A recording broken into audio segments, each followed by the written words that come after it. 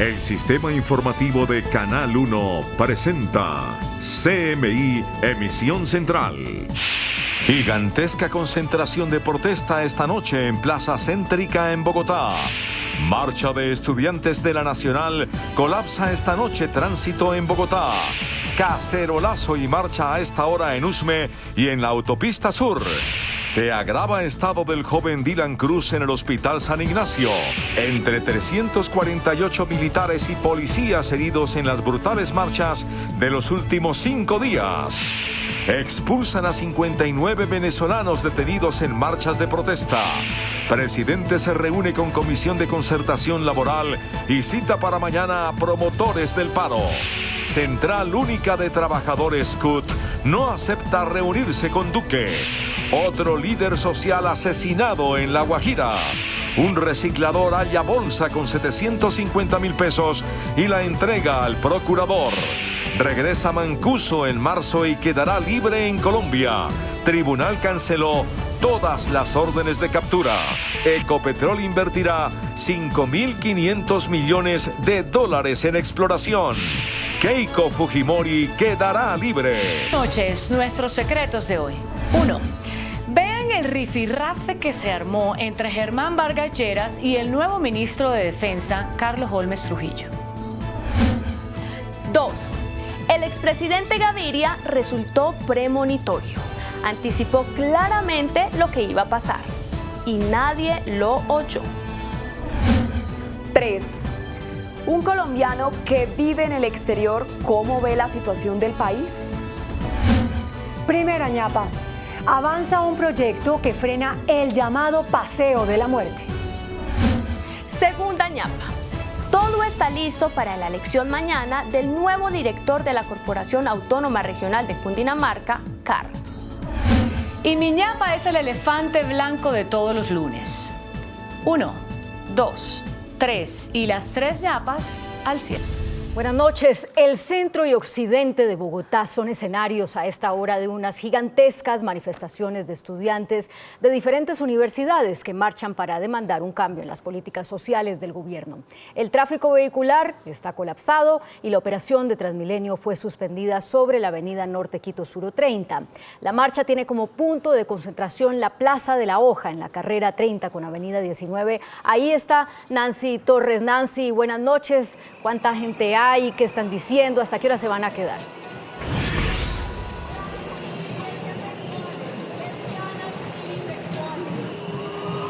Claudia, muy buenas noches. Pues a esta hora cientos de estudiantes de diferentes universidades de Bogotá y también de estudiantes de colegios, así como líderes sociales, se concentran aquí en la Plaza de la Hoja, en la carrera 30 con calle 19 en el centro de Bogotá. A diferencia de lo que había ocurrido en otros días, esta ha sido una marcha llena de colorido y totalmente pacífica. Veamos lo que ocurrió en la tarde-noche del día de hoy. La marcha salió del Parque Nacional en Bogotá por toda la séptima hacia el norte.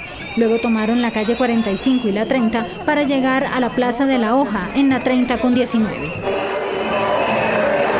La manifestación transcurrió en paz entre pitos, música y bailes.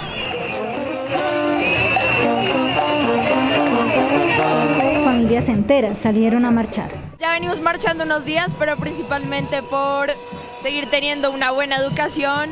Para que dejen la matanza de indígenas, que el gobierno hable con los campesinos, hable con los estudiantes, hable con el pueblo y se pueda dar una concertación. Nosotros apoyamos a nuestra hija porque creemos que se debe apoyar a la juventud. La manifestación insiste en cambios profundos en la política del gobierno. Yo creo que la movilización es una herramienta que utiliza la sociedad para demostrar su inconformidad y no simplemente se trata, digamos, de sentarnos a negociar, sino que se empiecen a materializar los acuerdos a los cuales se lleguen a esa mesa de negociación. FECODE criticó que el presidente de la República no se hubiera reunido primero con las directivas del paro nacional.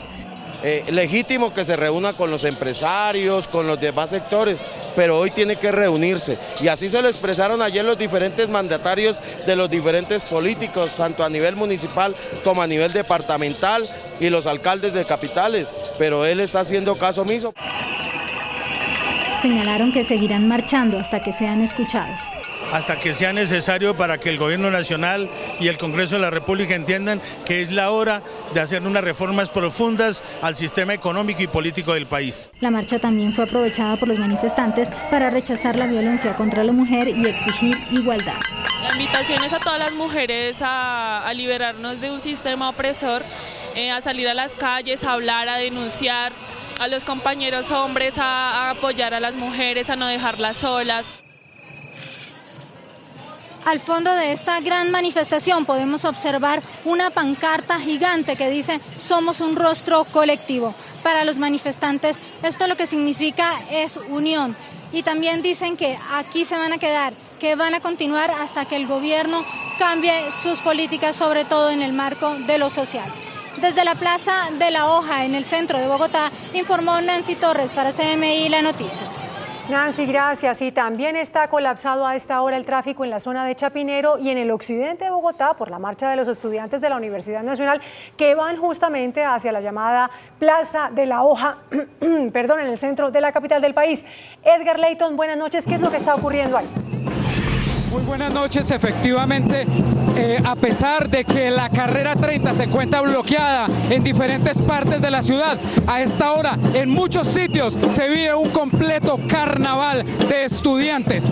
Miles de personas se desplazan a pie hacia sus hogares, pero las marchas estudiantiles de hoy, hasta el momento, por la carrera 30, no han registrado ningún inconveniente en materia de orden público.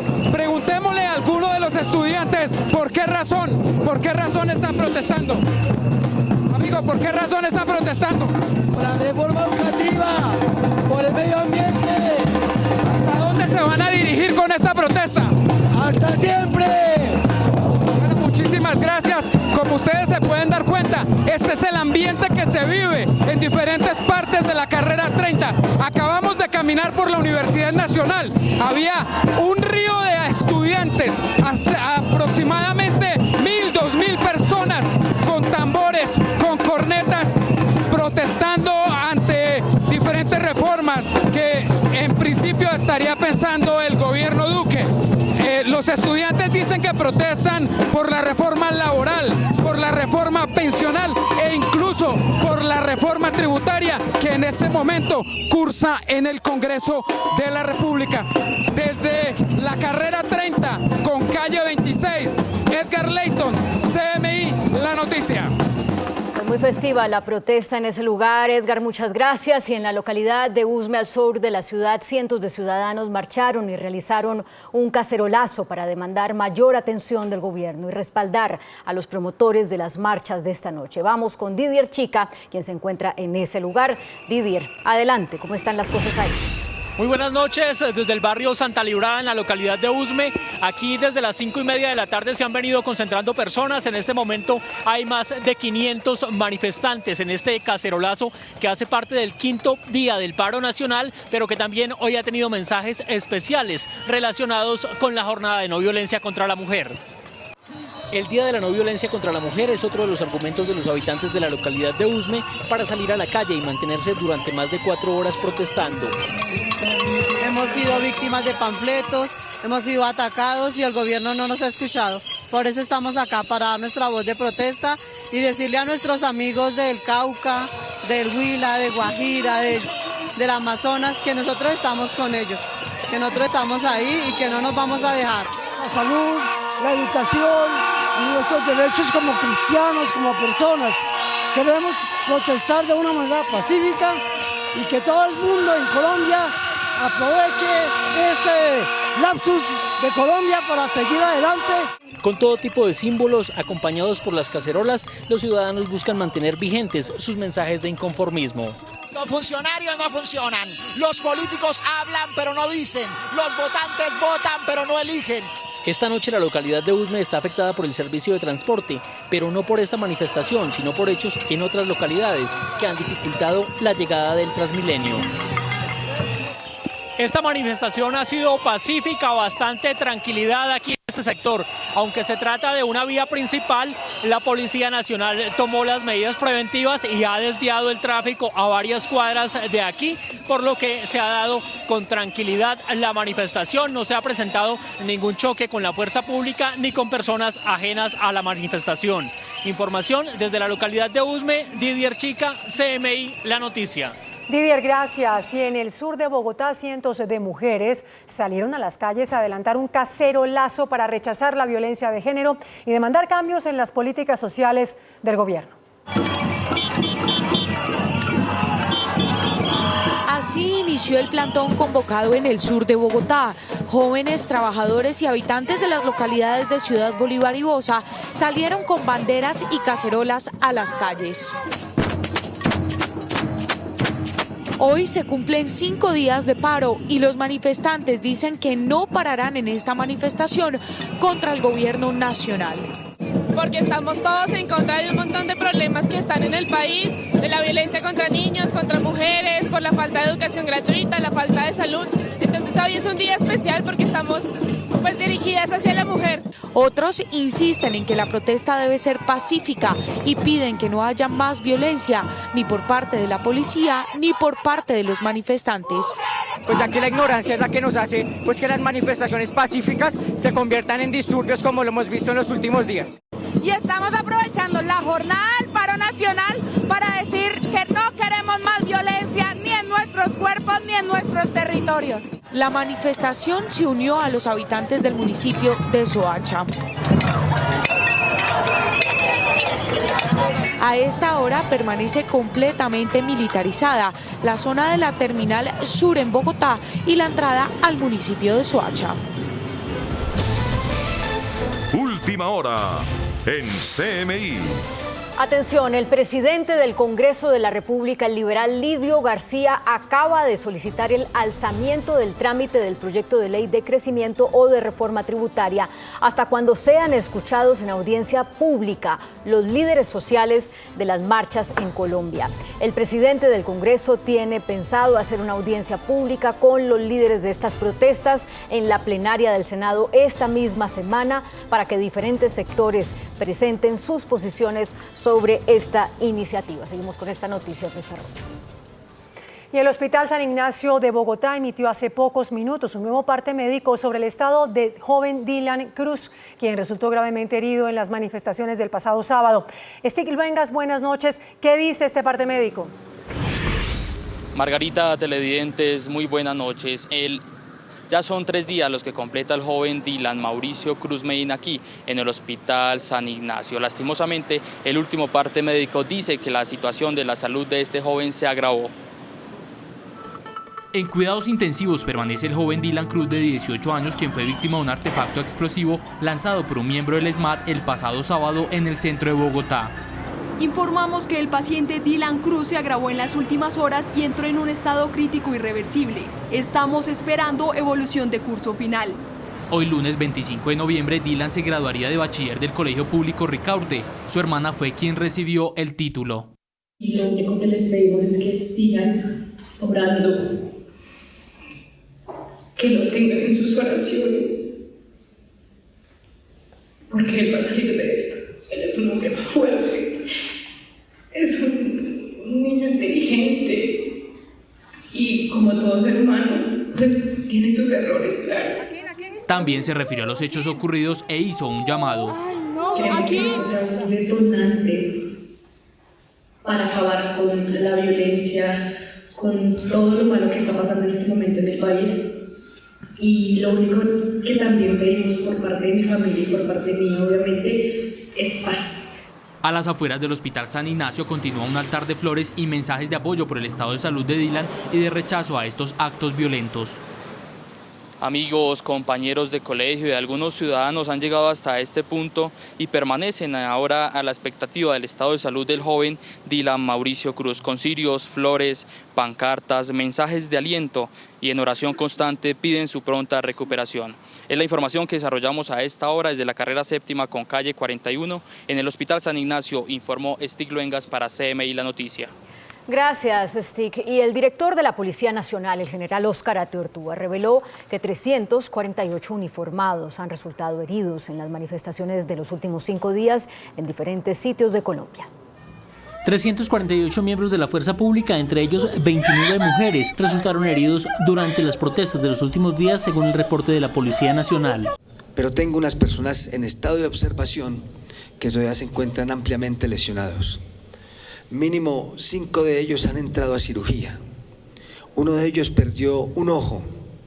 Algunos se decidirá si pierden o tienen limitación motriz después de haberles hecho su intervención y por supuesto sus terapias. El director de la policía también se refirió al avance de la investigación por las heridas al joven Dylan Cruz, causadas por un policía del escuadrón antimotines. La justicia penal militar inició las actuaciones investigativas de carácter oficial para recolectar el material probatorio. Pero la Fiscalía General de la Nación manifestó que ellos también habrían dado apertura a una investigación por este hecho. La Judicatura decidirá si esta investigación continúa en la Justicia Penal Militar o va a la Fiscalía. Mientras tanto, congresistas de la oposición protagonizaron esta noche un cacerolazo en la Cámara de Representantes, ante lo cual el presidente de la corporación, Carlos Alberto Cuenca, levantó la sesión plenaria. En plena discusión de uno de los proyectos anticorrupción, la plenaria de la Cámara de Representantes fue interrumpida por un cacerolazo que protagonizaron cerca de 12 congresistas de la oposición. Dijeron que protestaban en nombre de Dylan Cruz, el muchacho cuya vida está en peligro por un disparo de un agente del SMAT el sábado pasado. Los protagonistas del cacerolazo postaron incluso para las fotos. La plenaria de la Cámara de inmediato fue levantada por el presidente de la corporación, Carlos Alberto Cuenca, quien reprochó el hecho. Manifestó que esas actuaciones no se compadecen con la dignidad que deben tener los congresistas. Y el fiscal general Fabio Espitia reveló que 172 personas han sido detenidas por cometer actos violentos durante las manifestaciones en diferentes regiones del país. El reporte entregado por el ente acusador señala que desde el pasado jueves, día en el que inició el paro nacional, se registraron 172 capturas en todo el país. Bogotá, Popayán y Cali son las regiones con más detenciones. Daño bien ajeno, agravado por haberse concretado en bienes de uso público, violencia contra servidor público, obstrucción a vías públicas que afectan el orden. El fiscal también se refirió al caso de la influenciadora en redes sociales conocida como Epa Colombia, quien aparece en un video rompiendo vidrios de una estación de Transmilenio. Este lunes un juez negó una orden de captura contra la mujer, sin embargo tendrá que responder en una audiencia de imputación de cargos. Instigando al concierto para delinquir agravado con fines terroristas y también por daño en bien ajeno. En cuanto a la policía, la Fiscalía señaló que tiene abierta una investigación por posible exceso de la fuerza pública. A efectos de ese caso matriz, ir indagando cuáles hechos serían jurídicamente relevantes. Asimismo, un grupo de fiscales rastrean en redes sociales desde donde se emitieron una serie de mensajes que generaron pánico durante el toque de queda el viernes en Bogotá. Un total de 59 ciudadanos venezolanos fueron expulsados por Migración Colombia por provocar presuntamente actos vandálicos durante las protestas que iniciaron el 21 de noviembre. Los jóvenes fueron transportados en un avión de la Fuerza Aérea hasta Puerto Inírida, en el Guainía. En un operativo simultáneo realizado en 5 localidades de Bogotá, las autoridades aprehendieron a ciudadanos venezolanos, hombres y mujeres, señalados de participar en los actos vandálicos del jueves y viernes pasado. Y en este momento estamos expulsando a 59 venezolanos. 59 venezolanos que estaban afectando la seguridad, el orden, estaban adelantando actos vandálicos en las marchas y eso no lo podemos permitir. Migración Colombia afirmó que otros extranjeros también fueron expulsados. 2 que expulsamos el 23 de noviembre, un peruano y un venezolano. Estas personas no podrán ingresar a territorio colombiano por lo menos durante 10 años. Las personas expulsadas fueron llevadas desde Bogotá hasta el aeropuerto de Puerto Inírida en el departamento de Guainía, en donde la comunidad rechazó su llegada. Y en diferentes regiones del país también siguen las protestas contra las políticas del gobierno. Marchas y cacerolazos son el común denominador. Estudiantes de las universidades de Antioquia y Nacional con cacerolas y pitos marcharon por calles cercanas al centro administrativo La Alpujarra de Medellín para protestar contra el gobierno nacional. En el Centro Administrativo Municipal de Cali, por lo menos 300 jóvenes se reunieron con cacerola y cuchara en mano para sumarse a un nuevo día de protesta pacífica contra las políticas de Estado del presidente Iván Duque. Mientras tanto, en el oriente de la ciudad, un grupo de 200 mujeres marchó para pedir reivindicación de sus derechos laborales.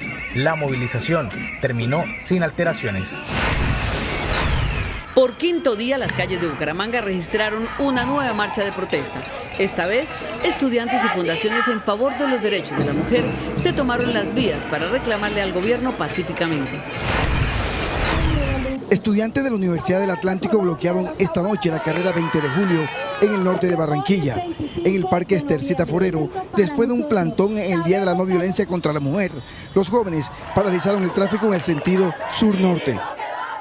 El presidente Iván Duque convocó para mañana al Comité Nacional del Paro, así lo reveló esta noche la ministra de Trabajo Alicia Arango.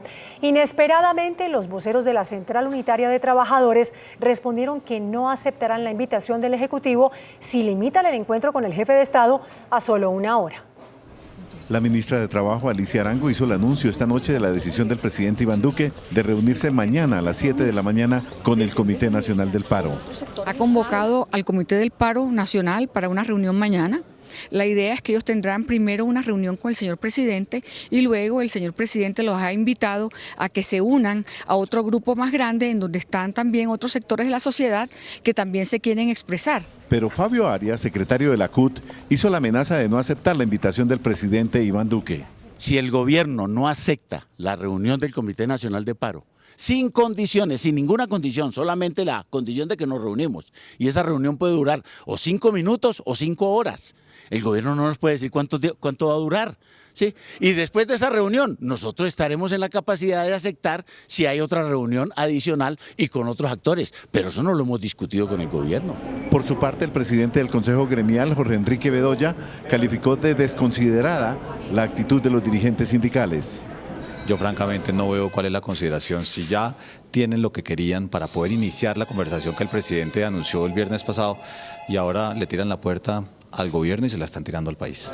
El presidente Duque hizo la invitación al comité organizador del paro durante la reunión de la Comisión de Concertación Laboral y Salarial que se celebró esta tarde en la Casa de Nariño.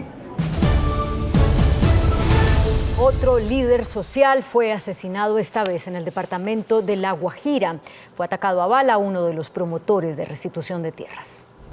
Como Hernán Antonio Bermúdez Arévalo fue identificado el líder social de 56 años asesinado en la vereda Nuevo Mundo del corregimiento de Pelechúa, jurisdicción del distrito de Riohacha. Una persona reconocida dentro de la comunidad y que fue ultimado por 3 personas que se movilizaban en motocicleta. Bermúdez Arévalo pertenece al Consejo Comunitario de Afrodescendientes, el ENEAL, con quien venía realizando una serie de trabajos sociales. También estaba al frente de varios procesos de restitución de tierras para los campesinos del sector. Pues venía liderando un proceso administrativo en tema de tierras ante la Agencia Nacional de Tierras. Según las autoridades, el líder social no tenía amenazas. Hoy en el centro de Bogotá se presentó un hecho especial. Un reciclador encontró una bolsa con 750.000 pesos en efectivo y decidió entregarlos a la Procuraduría para que la entidad busque al propietario del dinero. Un sorpresivo hecho ocurrió esta tarde en la sede de la Procuraduría cuando este hombre llamado Carlos Julio Vargas se acercó a la sede de la entidad para entregar una bolsa con billetes que encontró cuando realizaba sus actividades de recolección de reciclaje en Fontibón. El hombre le pidió al procurador que busque el dueño de los 750.000 pesos. Yo quiero intenciones mías entregar el dinero de una forma que es administrativa y legal. La presencia de la ley y por parte de los agentes de la policía es testigos, sí, tener testigos del movimiento que se está haciendo porque son valores y los valores representan una delicadeza. El procurador general atendió al hombre y destacó el gesto. Yo creo que es una gran lección para el país. Aquí en el país necesitamos referentes éticos y tener una persona del común que le dé una lección a la sociedad colombiana. Las autoridades están a la espera de que se acerque el dueño del dinero o de lo contrario, la suma será donada a obras sociales. Y el Tribunal de Bogotá canceló todas las órdenes de captura que estaban vigentes contra el exjefe paramilitar Salvatore Mancuso. Mancuso entonces podría quedar en libertad cuando termine de pagar una condena que purga en Estados Unidos. Con la decisión del Tribunal de Bogotá, el ex paramilitar quedaría sin procesos pendientes ante la justicia colombiana, por lo que no será detenido cuando termine de cumplir su condena de 15 años de prisión por narcotráfico en Estados Unidos, hecho que sucedería en marzo de 2020. Mancuso tendrá que seguir colaborando ante las autoridades en caso de ser requerido o podría perder los beneficios de justicia y paz. El desmovilizado es señalado de ser uno de los principales promotores del paramilitarismo en Colombia y es acusado de más de 11.000 hechos delictivos como homicidios y desapariciones forzadas. Mancuso es testigo en varios procesos por parapolítica e incluso la Corte Suprema lo requirió para que testifique en el caso del expresidente Álvaro Uribe por fraude procesal y soborno. El embajador de Colombia en Washington, Francisco Santos, fue ratificado esta noche en su cargo por el presidente Iván Duque, quien además le encomendó 2 tareas que el diplomático no reveló. No hubo un anuncio oficial de la decisión presidencial, pero Santos respondió con un lacónico sí cuando, al salir de la reunión con el presidente, una periodista le preguntó si continuó en el cargo. Santos fue llamado por el presidente para que le diera detalles de los comentarios que hizo en una reunión con la designada canciller Claudia Blum, en la cual se refirió con términos críticos a la gestión de su ex jefe, el hoy ministro Carlos Holmes Trujillo, y criticó al Departamento de Estado de Estados Unidos. La Cámara de Representantes aprobó esta noche en último debate un proyecto de ley que obliga a todos los servidores públicos, incluidos congresistas y magistrados, a revelar su declaración de renta antes de posesionarse en el cargo. Tan pronto se ha conciliado con el Senado de la República el texto aprobado en la Cámara de Representantes, todos los servidores públicos tendrán que presentar su declaración de renta antes de la posesión. Esto incluye a congresistas, magistrados de las altas cortes, fiscal general, procurador general, auditor general, defensor del pueblo y contralor, entre otros funcionarios. Así como hoy, gracias a la inmensa movilización ciudadana, este Congreso, al menos después de más de un año de esta discusión, toma la decisión por fin de aprobar este proyecto, que ojalá ese mismo sacudón nos lleve a aprobar un proyecto tan importante como el de los pliegos tipo. El gobierno celebró la aprobación de la iniciativa. Es un mecanismo de transparencia el hecho de que la ciudadanía pueda acceder a conocer la declaración de renta de todos los servidores públicos. La ministra se comprometió a impulsar también otros proyectos anticorrupción que hacen tránsito en el Congreso. El viceministro de Hacienda, Juan Pablo Zárate, aseguró que sería indolente no avanzar en una reforma pensional. Sin embargo, recalcó que una iniciativa de este tipo respetará los derechos adquiridos. A pesar de la coyuntura, Colombia requiere de una reforma pensional. Persisten problemas de pobreza en la vejez con un sistema de protección con baja cobertura. Y hoy se discute mucho en el país si debemos presentar o no una reforma pensional o una reforma de protección a la vejez. Y podríamos no hacerlo. Eso no desaparece el problema y eso sería una actitud indolente por parte del gobierno. Sin embargo, el gobierno insiste en unos puntos inamovibles. No se finalizará ni marchitará Colpensiones. Fedesarrollo plantea una propuesta para que parte de los recursos sean administrados por privados y parte por el régimen público. El 60% se hace en el régimen público, el 40% en el régimen privado. Y es que actualmente la mayoría de recursos se van a financiar a los más ricos. Es un régimen que favorece solo a las personas de mayores ingresos. Asofondos propone que se comience a hablar con diferentes actores de la sociedad para avanzar en la reforma. El presidente de Ecopetrol, Felipe Bayón, anunció el plan de inversión de la compañía para el 2020 que alcanza los $5.500 millones. El plan de inversión de la petrolera para el próximo año estará entre 4.500 y 5.500 millones de dólares, lo que representa un aumento de hasta el 50% frente a la actual vigencia. De este monto, el 80% irá para exploración con el fin de aumentar el nivel de hallazgos en materia de hidrocarburos. De esta manera se espera la perforación de 18 pozos nuevos, de los cuales 16 son nacionales y 2 internacionales. La empresa mantiene su gestión empresarial y un flujo de caja en 16 billones de pesos. Por el flujo de caja de la compañía, hoy la compañía está fortalecida desde el punto de vista operativo y financiero. Se espera aumentar los niveles de producción de 715.000 a 760.000 barriles en el 2020. Hoy necesitamos un poco más de $30, o sea, menos de la mitad. Y todo eso pues es el reflejo del trabajo de los equipos. En materia socioambiental se invertirá más de 1.7 billones de pesos. El índice de capitalización de la bolsa, que mide el comportamiento de las 20 principales acciones, cerró a la baja. El índice de capitalización de la Bolsa de Valores de Colombia bajó 0,81% a 1.600 puntos. La acción del Grupo Familia fue la que más subió con una valorización de 7,67% a 4.000 pesos. La acción de la Bolsa de Valores de Colombia fue la que más bajó con una pérdida de 3,33% a 11.020 pesos. La acción más negociada de la jornada fue la de Preferencial Bancolombia al movilizar más de 20.000 millones de pesos. El dólar cerró al alza. Indicadores económicos del día en CMI. La tasa representativa del mercado que regirá para mañana martes será de 3.433 pesos con 94 centavos. Los profesionales de cambio compran la divisa en promedio en 3.240 pesos y la venden en 3.280 pesos. Un euro cuesta 3.785 pesos. La libra de café en Nueva York se cotizó a $1.18. El azúcar se transó en 12,82 centavos de dólar la libra. El barril de petróleo WTI se cotizó en $57.91. La referencia Brent para Colombia se cotizó en $62.53. Una acción de Ecopetrol cuesta 3.160 pesos. La Corte Constitucional de Perú ordenó la liberación de la exparlamentaria Keiko Fujimori, quien se encuentra en prisión preventiva desde hace un año y es investigada por presunto lavado de activos y por recibir aportes ilegales de Odebrecht. El fallo que le da luz verde a Fujimori para salir de la cárcel no cambia su condición procesal, dado que el tribunal continuará con el proceso que adelanta en contra de la que es considerada como la principal líder de oposición en Perú. Las autoridades españolas interceptaron en las costas de Galicia un submarino cargado con cocaína procedente de Colombia.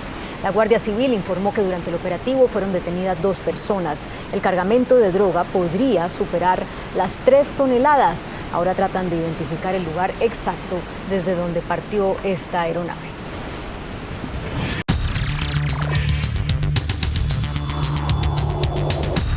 Muy buenas noches. El presidente de la República, Iván Duque, acaba de anunciar que se va a reunir con el Comité del Paro y con otras instituciones, dijo textualmente, para buscar una solución a la actual situación de crisis nacional. El presidente hizo el anuncio a reunirse esta tarde con el Consejo o la Comisión Permanente de Concertación de Políticas Salariales y Laborales. El presidente de la Confederación Nacional de Trabajadores CGT, Julio Roberto Ordóñez, estuvo en la reunión y es nuestro invitado esta noche. A ver, señor Julio Roberto, ¿cuál fue el balance de la reunión con el presidente? Bueno, buenas noches. Sí, señor. En efecto, tuvimos una reunión que estaba prevista. ¿Estaba prevista? Sí, de la Comisión Permanente de Concertación de Políticas Salariales y Laborales. Solamente que estaba citada en el ministerio y se acordó, o más bien invitaron para que fuera en el Palacio de Nariño, presidida por el presidente de la República. Estuvieron en pleno los gremios, los ministros, las centrales obreras, las confederaciones de pensionados, y en el marco de esa reunión el presidente de la República se refirió a los temas relacionados con el paro nacional, expresando, como es apenas obvio, sus preocupaciones por el desenlace de una serie de situaciones, fenómenos de violencia, en fin, todo lo que el país vivió. Realmente lo que plantea es que es necesario hacer un alto en el camino, mirar exactamente cuál es la situación que se está presentando, y nosotros tuvimos la oportunidad como centrales obreras de plantear que hay 2 escenarios en este momento. El escenario de la Comisión Permanente de Concertación, que se va a ocupar de la discusión del tema del salario mínimo legal a partir del próximo 5 de diciembre, e hicimos la solicitud que con el Comité Nacional de Paro se realice una reunión a los efectos de discutir la globalidad de los problemas que han venido siendo planteados y que son ampliamente conocidos por el país. Pero a ver, Julio Roberto, ¿quién es el Comité Nacional de Paro? Porque son como 200 personas. No tantos. Bueno, 50. El Comité Nacional de Paro está integrado por las centrales obreras, las confederaciones de pensionados. Pero son como 50.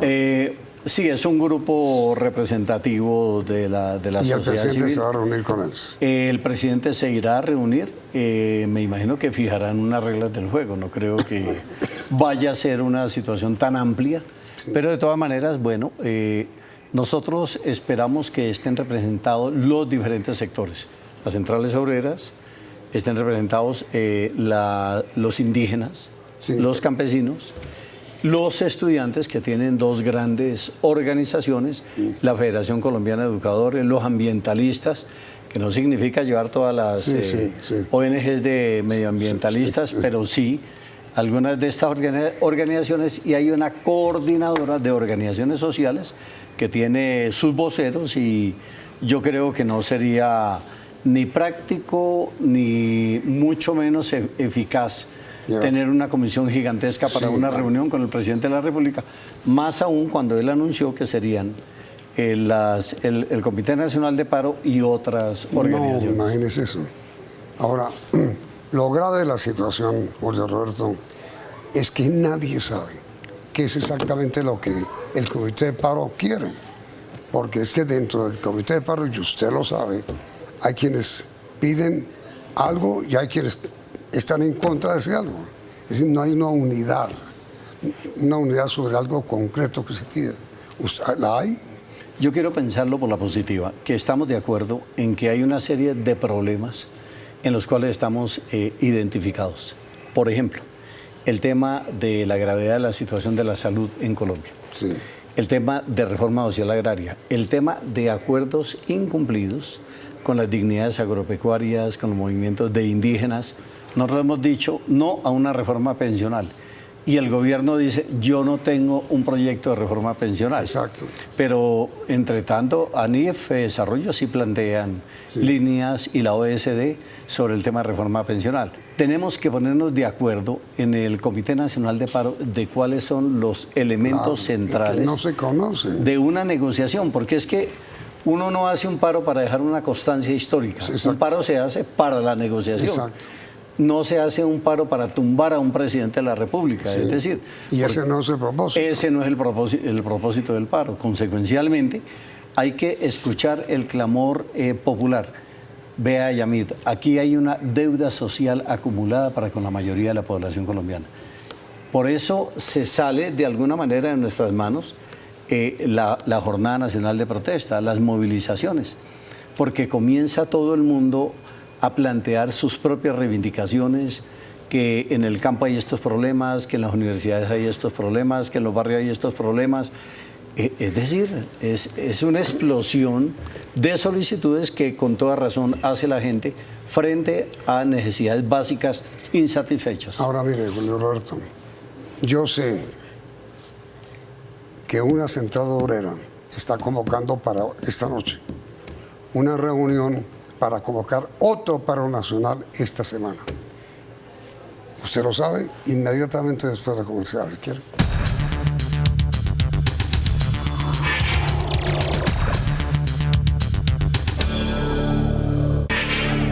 ¿Usted ha recibido la invitación? Bueno, el Comando Nacional de Paro permanentemente está en discusión sobre qué nuevas acciones se van a desarrollar.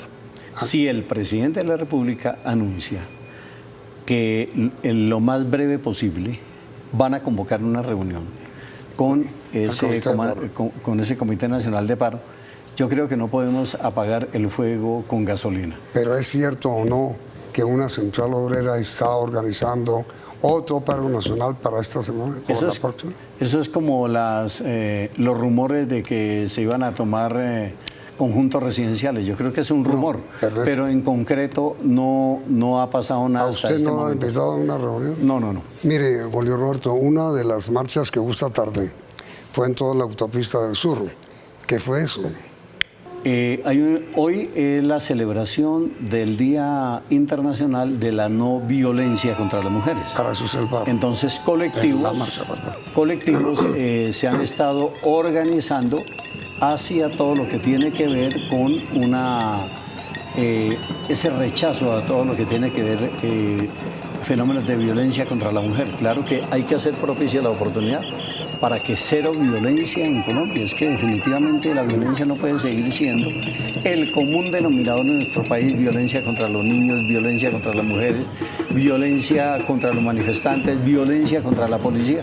No, yo creo que nosotros tenemos que estar en tónica de la construcción de un país que es mucho más incluyente, mucho menos violento. ¿La temperatura está bajando o está creciendo? No, yo creo que la temperatura está bajando, y es que es lo ideal, que paulatinamente vayamos volviendo a la normalidad, lo que no significa renunciar frente a las exigencias que le estamos haciendo al gobierno nacional en diferentes áreas. Y el gobierno, por su parte, de manera inteligente, debe de entender de una vez por todas que esto no es dilatando las cuestiones en el tiempo para sentarse con un Comité Nacional de Paro a los efectos de buscar salidas. Esto tendrán que haber mecanismos, porque yo no creo que en una mesa se pueda revolver absolutamente todo. Habrán cosas que tienen que ver con el Ministerio de Agricultura, con el Ministerio de Salud, con el Ministerio del Trabajo, con Comercio Exterior, con diferentes carteras, con Ministerio del Interior. Yo creo que debemos de estar en esa tónica si realmente queremos sacar este país adelante. Pero entonces, pregunta final, don Roberto.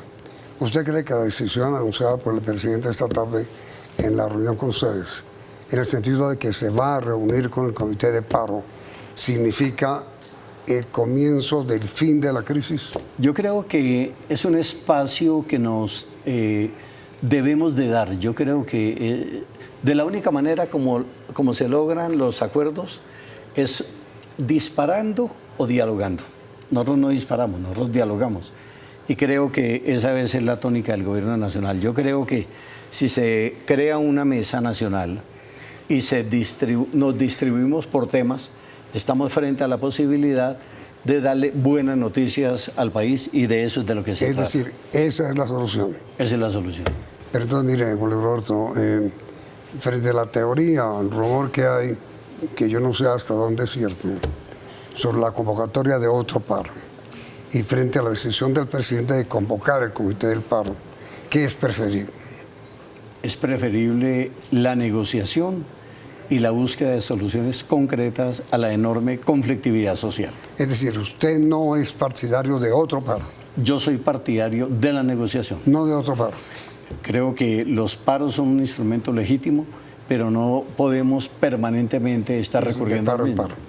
Esa es nuestra pregunta para los televidentes. Ustedes son partidarios, como el presidente de la República, de sentarse a dialogar con el Comité de Paro, o son partidarios de otro paro, como está proponiendo alguna central obrera? ¿De cuál de las dos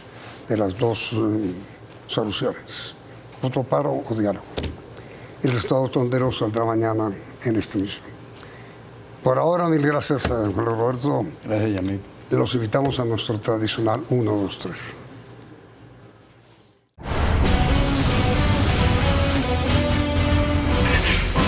Nuestros secretos de hoy. 1. Se presentó hoy un choque entre Germán Vargas Lleras y el nuevo ministro de Defensa, Carlos Holmes Trujillo. Todo comenzó con el siguiente trino de Vargas Lleras. Hace pocos minutos recibí una llamada del ministro de Defensa, Carlos Holmes Trujillo, para increparme por la afirmación que hago en mi columna, en donde refiero que el ministro en declaración afirmó que quienes no salieron a la marcha estaban expresándole su apoyo al gobierno. El ministro Carlos Holmes Trujillo me dijo que no dio dicha declaración. Para que no quede duda, a continuación transcribo entrevista del ministro Carlos Holmes Trujillo en Caracol Radio, el pasado 22 de noviembre. La transcripción dice: ayer marcharon muchos, pero muchos no marcharon. Ayer marcharon muchos, pero muchos se quedaron tranquilos en sus casas, porque consideran que el camino por el que va Colombia es un camino apropiado. Ayer marcharon muchos legítimamente, pero otros, con su no participación, demostraron cuál es la posición que tienen frente al gobierno y el Estado. El ministro, hasta el momento, no ha respondido. 2. El expresidente César Gaviria, jefe único del liberalismo, anticipó premonitoriamente lo que iba a pasar. En una entrevista para El Tiempo, el pasado 3 de noviembre, dijo: el gobierno tiene que escuchar los gritos de transformación. Y explica el diario: el expresidente lanza una durísima crítica al presidente Duque y a su sistema de gobierno y asegura que en las elecciones del domingo pasado el país cambió. Se le preguntó sobre ese fenómeno de renovación que él mismo advierte, ¿hasta dónde puede llegar? Y respondió: nos debe llevar, en todo caso, a un gobierno de amplio espectro, que sea capaz de interpretar a los sectores contestatarios de la sociedad colombiana. En el gobierno del presidente Duque, todos esos sectores contestatarios e inconformes se sienten ofendidos, maltratados, rechazados por el gobierno. Es algo que no creo que les sirva al país, pero ellos decidieron hacerlo de esa manera. Creo que nada quieren aprender de lo que ocurre en el resto de Latinoamérica. Y tal cual. 3. El siguiente es un comentario que me envía un colombiano que vive en el exterior. Lo preocupante es que en el presidente que tenemos no veo el liderazgo necesario para darle un manejo adecuado a esta situación. Con un discurso pobre y repetitivo en torno al orden público, sin mirar otras tantas aristas del problema, no veo cómo pueda salir airoso de esta crisis. Insistió tanto en el tema de la mermelada como estrategia para desprestigiar al gobierno anterior que quedó preso en ella, y la búsqueda de alianzas políticas tan propias en una democracia y necesarias en situaciones de crisis no son opciones ahora, pues de hacerlo se le tildaría de que ha caído en contradicciones y eso quiere evitarlo a como dé lugar. Pero lo cierto es que sin ello no tendrá gobernabilidad y el costo, hasta cuando finalmente encuentre otra alternativa, será muy grande. Mientras tanto, se va por el camino de una conversación, ni siquiera de un diálogo con los diferentes actores sociales y políticos. ¿Eso qué es? ¿Quién los define y los identifica? ¿Cuántos son? Total, víctima de su propio invento. Tremenda encrucijada. Dice cosas sabias, dice cosas no tan sabias, pero es la visión de los colombianos desde afuera y algunos también desde adentro. Primera ñapa. La Comisión Séptima de la Cámara de Representantes aprobó en tercer debate la historia clínica electrónica que busca modernizar el servicio de salud mediante la sistematización de las historias clínicas físicas. Para los congresistas Juan Fernando Reyes y Carlos Fernando Motoa, quienes lideran el proyecto, se acaban las historias clínicas debajo del brazo y el llamado paseo de la muerte. Ahora se hace más eficiente el sistema, se garantiza rápido acceso a tratamientos y se permitirá que las diferentes entidades prestadoras de salud puedan compartir los antecedentes clínicos de los pacientes. Cada año en Colombia mueren 57 personas por haber sido recetadas con medicinas que les generaban alergias, muertes que se habrían podido evitar si los ciudadanos contaran con una historia clínica electrónica. De 748 instituciones prestadoras de salud, 345 manejan historias clínicas en papel, lo que ha permitido que los corruptos se aprovechen de ello y se presenten casos como el cartel de la hemofilia. El proyecto pasa a su último debate a la plenaria de la Cámara. Segunda ñapa. El actual director de la CAR, Néstor Franco, quien aspiraba a la reelección, retiró a última hora su candidatura, lo cual asegura la elección como nuevo director del exalcalde de Chiquinquirá y director regional de esa entidad, Luis Fernando Zanabria, quien sería el primer boyacense en llegar a la dirección de la CAR. Obviamente, los boyacenses, encabezados por el gobernador Carlos Amaya, están que no se cambian por nada ni por nadie. Tan felices que están promoviendo una iniciativa para que muchos boyacenses asistan a la posesión del nuevo director de la CAR, luciendo el atuendo típico de la región, la tradicional ruana de pura lana virgen. La elección será mañana, pero la posesión en la última semana de diciembre. Si usted es boyacense y quiere asistir a la posesión, vaya a Chiquinquirá después de Navidad, el día 27. Y mi ñapa de hoy es el elefante blanco de todos los lunes. Un complejo ferial que sería construido en Arauca fue catalogado por la Contraloría General como auténtico elefante blanco. La historia es la siguiente. El contrato de obra empezó en el año 2013 con una inversión inicial de 8.530 millones de pesos. En el año 2015 se tuvo que hacer una adición de 3.086 millones de pesos para la adecuación de las vías de acceso y los parqueaderos. A esos valores se suman más de 600 millones de pesos en contratos de interventoría técnica. El proyecto empezó a presentar retrasos por incumplimiento de la firma contratista, la empresa Unión Temporal Complejo Ferial Arauca. Hay otro problema. El terreno donde se hizo la obra es de propiedad del municipio y los dos contratos se hicieron con recursos de regalías de la gobernación. La alcaldía dice que no la recibe porque la obra no está terminada y la gobernación no encuentra una salida para terminarla y ponerla en funcionamiento. La construcción del complejo de ferias es una necesidad para la realización de actividades de exposición agrícola, ganadera, turística y de comercio. Lo peor es que hoy en día la obra del complejo ferial está en completo abandono y deterioro. La Contraloría General estimó un detrimento patrimonial por un valor que supera los 10.748 millones de pesos y la maleza sigue creciendo en el lugar. Ay, mi país, mi país, mi país. Hasta mañana. Que descanse.